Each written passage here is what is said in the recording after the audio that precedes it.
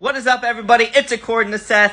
Today we are talking about the movie Orphan First Kill, which is the prequel movie to the movie Orphan, which came out in 2009. Which, by the way, Isabelle Fuhrman absolutely crushes the shit out of this role. But I want to point out the fact that she looks exactly the same as she did in 2009 as she does in 2022. Maybe they aged her up a little bit, but it's honestly absolutely terrifying how similar it is, and it makes the movie that much more creepier.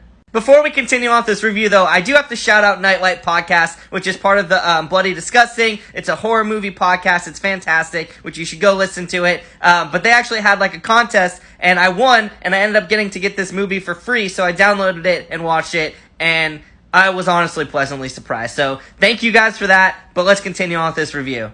So first things first.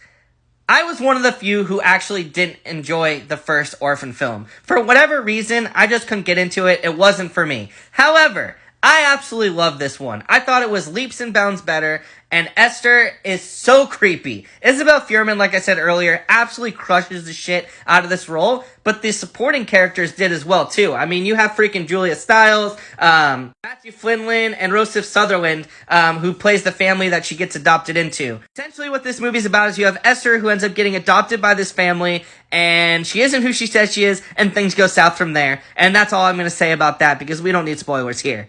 What I loved about this film is that it starts off as one thing, and once you get to the middle of this film, you're just like, what just happened? I honestly didn't see these things coming. I will say it did lose a little steam at the end, but overall it was very enjoyable, and I think that this could totally be a standalone film. Like, you wouldn't have had to have seen the first Orphan movie to enjoy this one. So if you're coming into this saying like, oh, I never saw the other one, can I watch this? You definitely can, because it does explain some things in the beginning, and like I said, it kind of works as a standalone film as well.